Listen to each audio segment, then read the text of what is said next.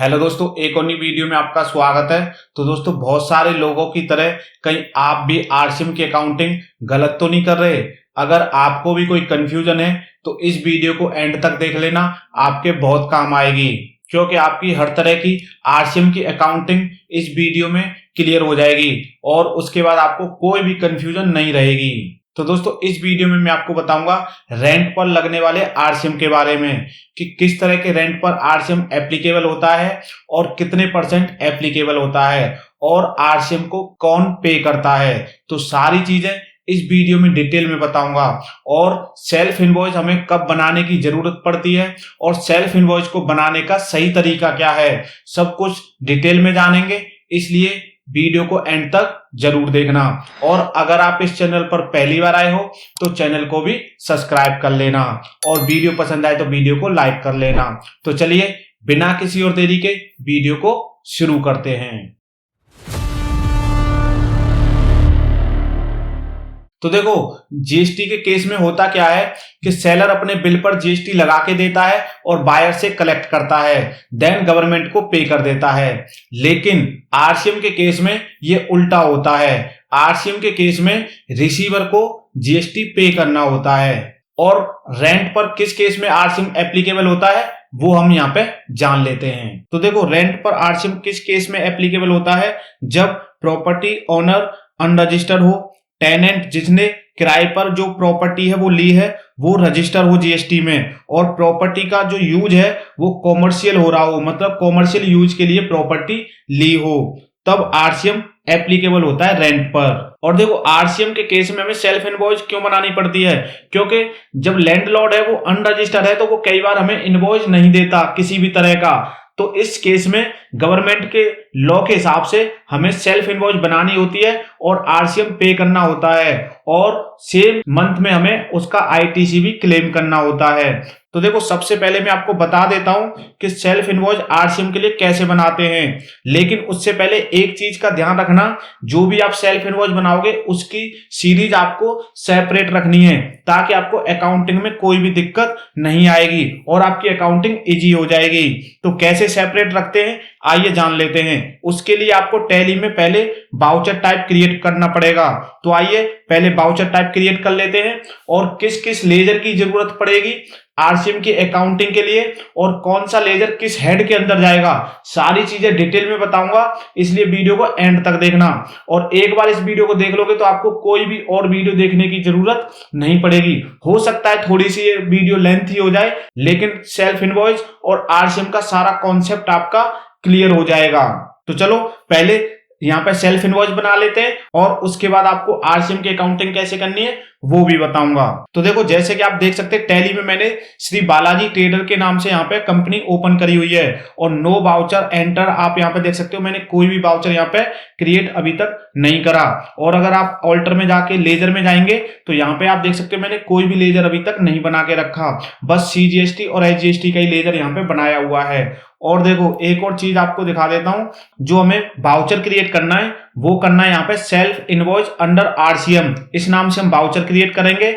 और जो monthly rent में यहाँ पे करके दिखाऊंगा वो है 50,000 और उस पर जो टैक्स लगेगा रेंट के केस में 18% आरसीएम एप्लीकेबल होता है, तो इसलिए 9% यहाँ पे लग जाएगा। और यहाँ पे एक चीज का और ध्यान रखना, ये आप कैसे देखोगे कि आपको आईजीएसटी लगाना है या फिर सीजीएसटी या एचजीएसटी लगाना है। तो देखो, ये आप देखोगे एड्रेस से कि आपका एड्रेस क्या है और आपके जो लैंडलॉर्ड है उनका एड्रेस क्या है। तो आप यहाँ पे देख सकते हैं लैंडलॉर्ड रमेश कुमार, जो इसका एड्रेस है वो दिल्ली का है। और अगर मैं अपनी कंपनी का एड्रेस यहाँ पे दिखा दूं ऑल्टर में जाके, तो आप यहाँ पे देख सकते हैं मेरे क्या एड्रेस है। यहाँ पे देखेंगे तो मेरा भी यहाँ पे दिल्ली का एड्रेस है, तो इस केस में लोकल टैक्स लगेगा। तो सबसे पहले आपको टैली पे आ जाना है, देन यहाँ क्रिएट पे चले जाना। अब आपको नीचे आ जाना है और यहाँ पे आपको बाउचर टाइप का ऑप्शन दिखेगा, इस पे आपको एंटर कर देना है।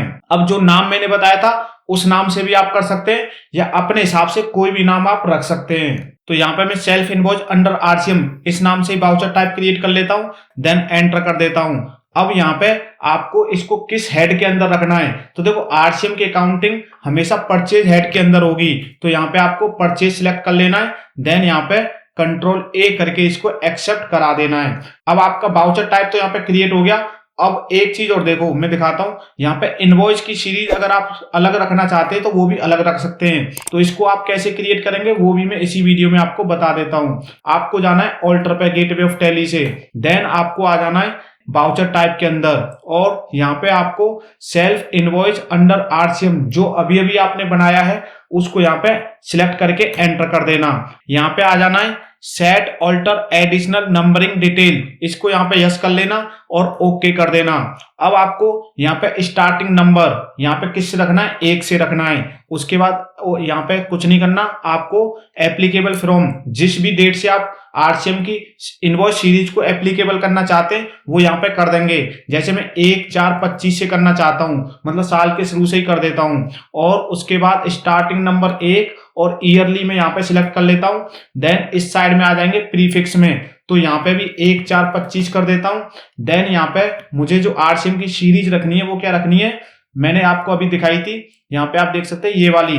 तो मैं क्या करूंगा, इसको यहाँ से कॉपी कर लेता हूँ और यहाँ पे पेस्ट कर देता हूँ। देन यहाँ से लास्ट में जो 1 है उसको हटा देता हूँ। अब आप देखेंगे इसको मैं यहाँ पे क्या करता हूँ, एक्सेप्ट करा देता हूं इस वाली डिस्प्ले को। अब मेरी सीरीज भी यहाँ पे बन गई और बाउचर टाइप भी बन गया। अब सेल्फ इनवॉइस हम यहाँ पे बना लेते हैं। तो देखो, सबसे पहले तो आपको बाउचर पे चले जाना है और यहाँ पे परचेज को सिलेक्ट कर लेना, और यहाँ से आप देखोगे तो सेल्फ इनवॉइस अंडर आरसीएम ये दिखाई दे जाएगा, इसको यहाँ से सिलेक्ट कर लेना।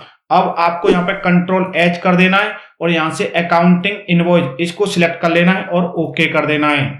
अब आप देखेंगे जो आप इनवॉइस चाहते थे सीरीज वो आपकी यहाँ पे आ जाएगी। और अब आपको सबसे पहले तो यहाँ पे डेट सिलेक्ट कर लेनी है। तो यहाँ पे मैं डेट डाल देता हूँ 9/01/2026, क्योंकि ये आज की डेट है, और मैं एंटर कर देता हूँ। सबसे पहले तो सप्लायर इनवॉइस नंबर यही डालेंगे जो आप यहाँ पे रखना चाहते हैं, तो इसको यहाँ पे मैं कॉपी कर देता हूँ। और उसके बाद डेट भी आप यही रखेंगे। आपका जो लैंडलॉर्ड है उसका नाम यहाँ पे डालना है। तो लैंडलॉर्ड का लेजर हमने क्रिएट नहीं करा, वो आपको दिखाना है, इसलिए मैंने यहाँ पे क्रिएट नहीं करा। ठीक है, तो अब हम यहाँ पे क्या करते हैं, पहले लेजर को क्रिएट कर लेते हैं। तो उसका नाम क्या है यहाँ पे देख लेते हैं, रमेश कुमार। तो यहाँ पे मैं ऑल्ट सी कर देता हूँ और यहाँ पे रमेश कुमार टाइप कर देता हूँ या कॉपी पेस्ट कर देता हूँ। उसके बाद इसको रखेंगे सन्ड्री क्रेडिटर के अंदर। और अब आपको करना क्या है, यहाँ पे आ जाना है और इसका एड्रेस यहाँ पे डाल देना है। तो एड्रेस यहाँ से कॉपी कर लेता हूँ और यहाँ पे डाल देता हूँ। उसके बाद अब स्टेट सिलेक्ट कर लेना और यहाँ पे सारी चीजें मैं डाल देता हूँ। और पैन नंबर आप अपने हिसाब से यहाँ पे डाल देना और आपको इसको रख देना है अनरजिस्टर, सिलेक्ट कर लेना और इसको कंट्रोल ए कर देना। ठीक है जी, लेजर भी क्रिएट हो गया। अब बाकी जो भी डिटेल आपको इस वाली डिस्प्ले पे भरनी है वो आप यहाँ पे भर सकते हैं। मैं इसको कंट्रोल ए करके आगे बढ़ जाता हूँ। देन आपको यहाँ पे आ जाना है। अब यहाँ पे आप क्या करोगे, रेंट के नाम से लेजर बनाओगे, या आपने अगर वेयर हाउस लिया है या गोडाउन लिया है तो उसके नाम से, या फैक्ट्री का रेंट है, जो भी रेंट है। जैसे मैं एग्जाम्पल के लिए वेयर हाउस रेंट यहाँ पे बना लेता हूँ। तो वेयर हाउस रेंट आप मैं टाइप करूंगा तो यहाँ पे मैंने लेजर नहीं बना रखा, तो उसको भी ऑल्ट सी करके क्रिएट कर लेता हूँ। अब इसको अंडर में रखना है इनडायरेक्ट एक्सपेंसेस। तो यहाँ से इनडायरेक्ट एक्सपेंस सिलेक्ट कर लेते हैं। देन आपको आ जाना है यहाँ पे। अब आप यहाँ पे HSN वगैरह अपने हिसाब से सेट कर लेना। फिलहाल के लिए मैं इसको एज इट इज रहने देता हूँ। और यहाँ पे आपको आ जाना है और स्पेसिफाई डिटेल हेयर, इसको सिलेक्ट कर लेना और यहाँ पे इसको टैक्सेबल कर लेना और यहाँ पे 18% सिलेक्ट कर लेना, क्योंकि रेंट पे जो आरसीएम है वो 18% है। अब आपको यहाँ पे एक ऑप्शन दिखाई देगा एप्लीकेबल फॉर रिवर्स चार्जेस, इस वाले ऑप्शन को यस कर लेना। और eligible for input tax credit, इस वाले ऑप्शन को भी यस कर लेना, एंटर कर देना। यहाँ पे आपको सर्विस को ही सिलेक्ट करना है क्योंकि आप सर्विस किसी से ले रहे हो। अब एंटर कर देना और इस वाली डिस्प्ले को एक्सेप्ट करा देना। ठीक है जी, अब एंटर कर देना। अब यहाँ पे आपका वेयर हाउस रेंट भी बन गया। अब आपको करना क्या है, यहाँ पे रेंट अमाउंट डाल देना है जो मंथली रेंट है। जैसे एग्जांपल के लिए हमने 50,000 माना है तो मैं 50,000 डाल देता हूँ। बाकी आपको यहाँ पे कोई जीएसटी लगाने की जरूरत नहीं होती। अब आपको करना क्या है, इस वाली डिस्प्ले को एक्सेप्ट करा देना है, जो भी नरेशन डालनी है डालने के बाद। अब मैं यहाँ से इसको एक्सेप्ट करा देता हूं। अभी हम देखोगे तो मैंने एक ही एंट्री करी है। अब हम देख लेते हैं हमारी टैली के अंदर क्या इफेक्ट पड़ा है। तो देखो, अब हम जीएसटी रिटर्न में चलते हैं वहां पर दिखा देता हूँ आरसीएम का क्या इफेक्ट है। तो देखिए, डिस्प्ले में जाना है, स्टैट्यूटरी रिपोर्ट में जाना है, देन जीएसटी रिपोर्ट में जाना है। अब आपको यहाँ पे जीएसटीआर 3B, और देखो अभी यहाँ पे दिसंबर का पीरियड सिलेक्ट है, यहाँ पे मैं क्या करता हूँ जनवरी का कर लेता हूँ, क्योंकि मैंने जनवरी में एंट्री करी है।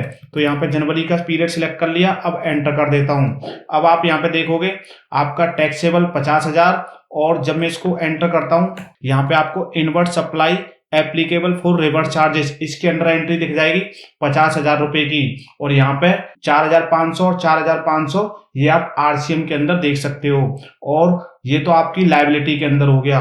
और जब आप इनपुट टैक्स क्रेडिट के अंदर आओगे तो यहाँ पे भी आपको आरसीएम के अंदर 4,500 दिखाई दे जाएगा। लेकिन ये अकाउंटिंग नहीं होती, ये तो ऑटोमेटिक टैली ने दिखा दिया, क्योंकि आपने वहां पे आरसीएम को एप्लीकेबल करा था, यस करा था।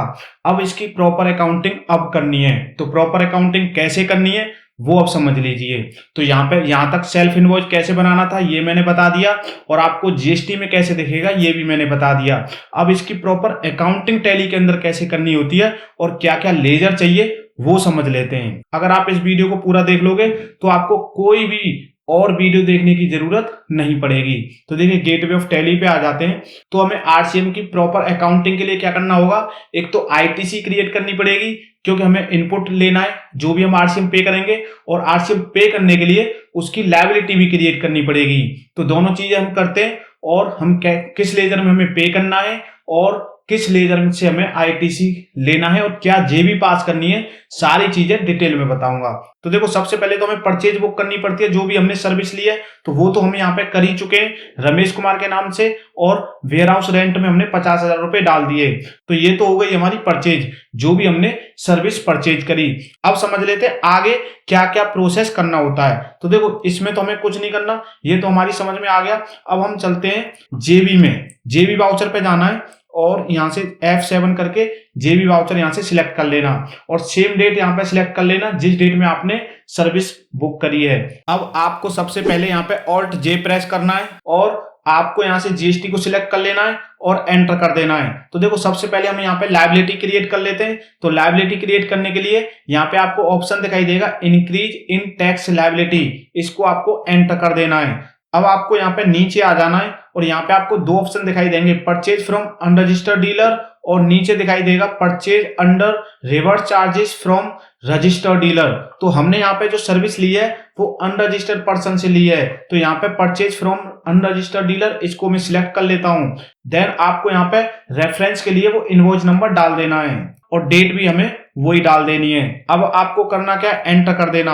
अब देखो, यहाँ पे हमें सबसे पहले एक लेजर क्रिएट करना पड़ेगा, आरसीएम ऑन रेंट सर्विस, इस तरीके से। तो यहाँ पे मैं पहले क्रिएट कर लेता हूँ Alt C करके। तो यहाँ पे क्या करता हूँ, आरसीएम ऑन रेंट, इस तरीके से मैं लिख देता हूँ। और यहाँ पे आप लिखना चाहते हैं तो सर्विस भी लिख सकते हैं, आरसीएम ऑन रेंट सर्विसेज, आप अपने हिसाब से देख लेना।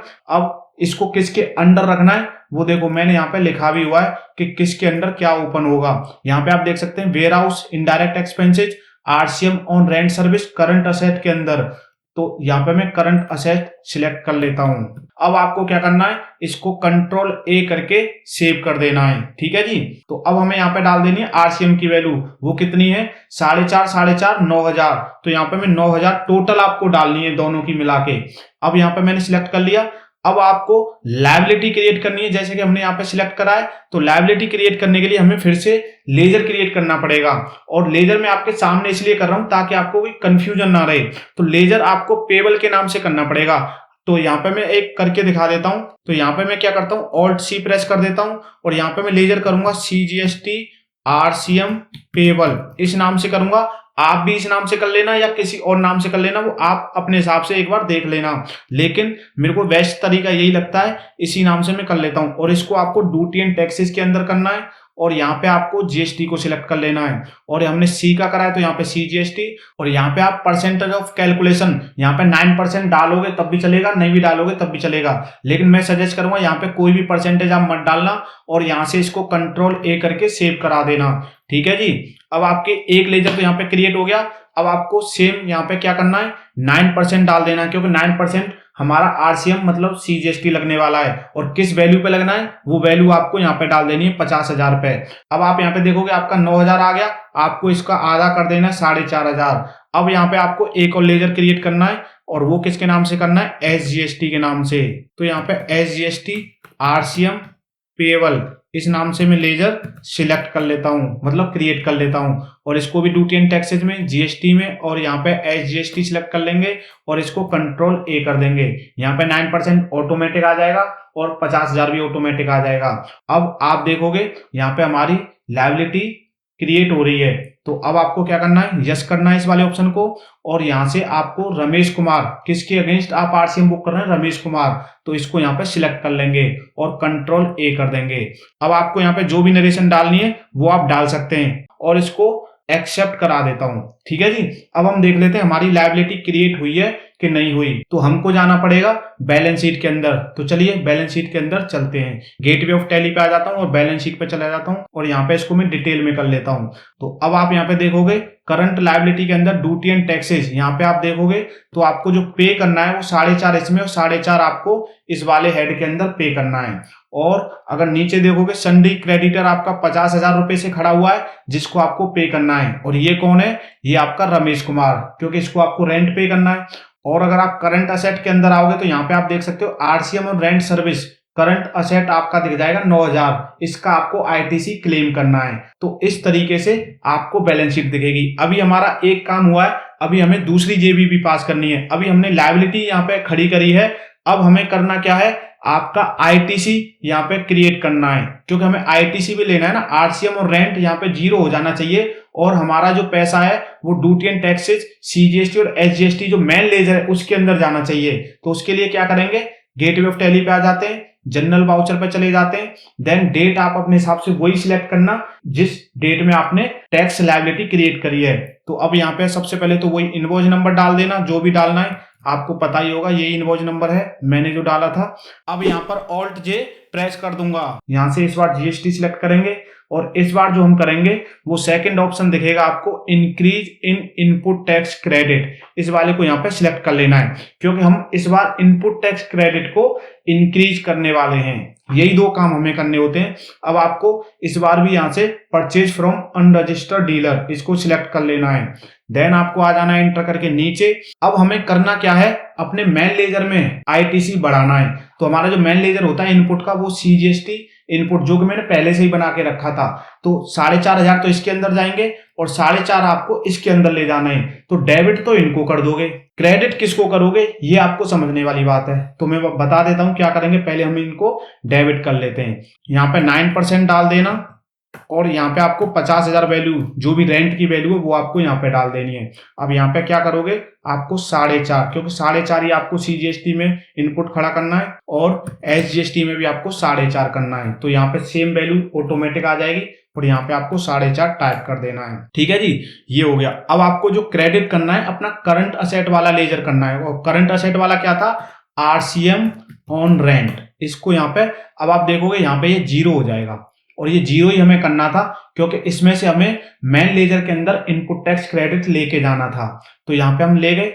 अब इसको आपको इस वाले ऑप्शन को यस कर लेना है, देन यहाँ से रमेश कुमार डाल देना और कंट्रोल ए कर देना, और जो भी आपको यहाँ पे नरेशन डालनी है वो आप डाल देना। आप प्रॉपर नरेशन डालना, मैं एग्जांपल के लिए बता रहा हूँ इसलिए थोड़ी थोड़ी डाल के दे रहा हूँ। अब यहाँ पे कंट्रोल ए कर देना। अब देखो आपका सेल्फ इनवॉइस बन गया, आपका खर्चा भी बुक हो गया, आपकी लायबिलिटी भी बुक हो गई, और आपका आईटीसी भी बुक हो गया। अब बैलेंस शीट में फिर से चलते हैं। यहाँ पे मैं बैलेंस शीट में आ गया, इसको डिटेल में कर लेता हूं। अब देखो यहाँ पे सबसे पहले करंट असेट देखो 0 हो गया, कुछ भी नहीं दिख रहा ना आपको। यहाँ पे हमने क्योंकि क्या करा, एक को डेबिट कर दिया, एक को क्रेडिट कर दिया, यहाँ पे आप देख सकते हो। अब हमें आना है करंट लायबिलिटी के अंदर। तो अभी यहाँ पे 50,000 आपको इसके दिख जाएंगे, क्योंकि 50,000 अभी तक हमने यहाँ पे इसको पे नहीं करे, जो कि रमेश कुमार है। ये चीज हो गई। अब देखोगे ड्यूटी एंड टैक्सेस में हमें कुछ भी नहीं दिखाई दे रहा, क्योंकि उसका रीजन है जब एंटर करोगे, और अब आप देखोगे इसका तो हमें यहाँ पे क्रेडिट लेना है और ये पे करना है। तो जैसे हम इसको पे करेंगे और इसका क्रेडिट लेंगे तो ये 0 हो जाएगा। तो पे करने के बाद ये क्या हो जाएगा वो मैं दिखा देता हूं, पहले पे कर देते हैं। और एक चीज और है जो आपको ध्यान रखनी है कि आरसीएम हमेशा आपको कैश में पे करना पड़ता है, मतलब आप आईटीसी से उसको एडजस्ट नहीं कर सकते, जो कैश लेजर होता है उससे ही पे करना पड़ता है। तो यहाँ पे इस चीज को आप हमेशा ध्यान रखना, इसको आप आईटीसी से एडजस्ट नहीं कर सकते। तो अब इसको जैसे मान लो बैंक के थ्रू हम पेमेंट कर देते हैं तो यहाँ पे क्या हो जाएगा और यहाँ पे क्या हो जाएगा वो मैं आपको पे करके दिखा देता हूँ। तो चलिए आपको करना क्या है, अपने पेमेंट लेजर पे जाना है।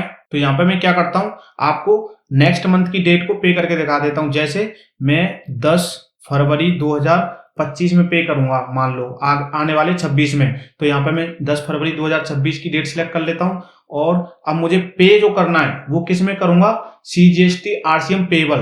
तो यहाँ पे कितना है 4,500, तो 4,500 सिलेक्ट कर लेंगे, 0 हो गया आप देख सकते हैं यहाँ पे।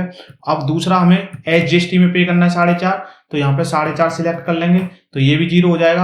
अब किससे पे करना होता है, बैंक से पे करना होता है। तो बैंक का मैंने लेजर अभी बना नहीं रखा, तो यहाँ पर फिलहाल के लिए मैं कैश सिलेक्ट कर लेता हूँ। अब देखोगे 9,000 हमने पे करना है, तो अब मैंने जैसे ये पे कर दिया। अब जब बैलेंस शीट में आप जाओगे तो यहाँ पे आप देखोगे करंट लायबिलिटी के अंदर, ड्यूटी एंड टैक्सेस के अंदर, अब आप देखोगे यहाँ पे आपको सिर्फ आईटीसी वाले लेजर दिखाई देंगे, ना कि आपके पेबल, क्योंकि आपने पे कर दिया। तो इस तरीके से ये हट जाएगा। और जब इसका आप आईटीसी क्लेम कर लोगे नेक्स्ट मंथ की रिटर्न में तो ये भी यहाँ से 0 हो जाएगा। तो ये तो हो गया पेमेंट। तो इस तरीके से आपको आरसीएम की अकाउंटिंग करनी है प्रॉपर तरीके से।